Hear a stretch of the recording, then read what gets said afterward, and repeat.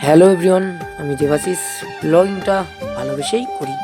আজ বেরিয়ে পড়েছিলাম কোথায় বলুন তো? আমতা তাজপুরের সম্প্রীতি উৎসব 2025। এত সুন্দর গেটের ডেকোরেশন এবং ভেতরের ডেকোরেশনটা তো মারাত্মক সুন্দর। তারপরে চলে যাই প্রদর্শনী যেখানে হচ্ছে, সেখানে গাছ এবং ফুল ফল সকলই ছিল। তারপরে দেখি আবলি রঙ্গিনী একটা দিয়েছে এবং স্টেজটা তো অপরূপ সুন্দরভাবে সাজানো ছিল। তারপরে বাইরের গেটটা মারাত্মক সুন্দর। তারপরে চলে যাই কোথায় বলুন তো?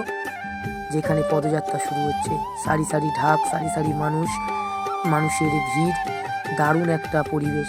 তারপরে দেখি সাঁওতালি নৃত্য এবং ক্ষুদে শিল্পীদের নৃত্য, সে অপরূপ এক দৃশ্য।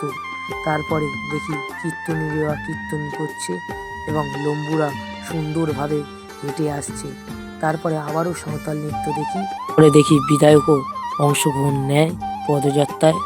তারপরে দেখি লোপামুদ্রা মিত্রা স্টেজে গান করতে উঠেছে।